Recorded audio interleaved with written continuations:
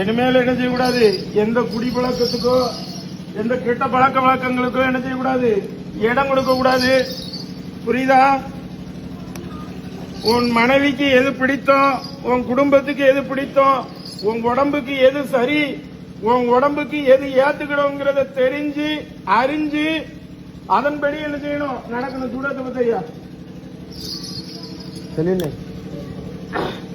உன்னுடைய குலதெய்வத்து பேர் என்னது?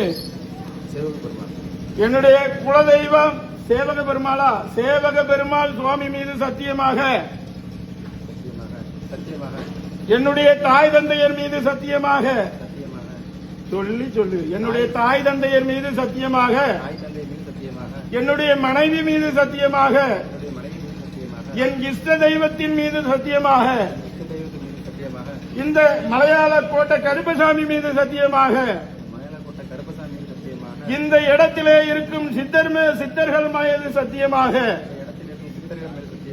நான் இனிமேல் எந்த மது பழக்கத்திற்கோ எந்த கெட்ட பழக்க வழக்கத்திற்கோ இந்த கயிறு என்னுடைய கையில் இருக்கும் வரை நான் எதையும் செய்யவோ எதிலும் ஈடுபடவோ மாட்டேன். இது சத்தியம். அடி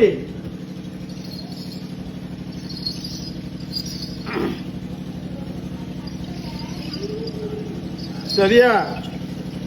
நீனா அந்த கயிறு அவுக்கப்படாது. கயிறு அவுக்கணும்னா இங்க வரணும். கயிறு அவுக்கணும்னா 5000 ரூபாய். கயிறை கெட்டதுக்கு பணம் கிடையாது.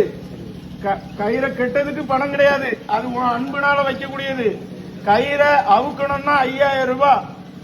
கயிறை நீயா அவுக்க கூடாது. புரியுதா?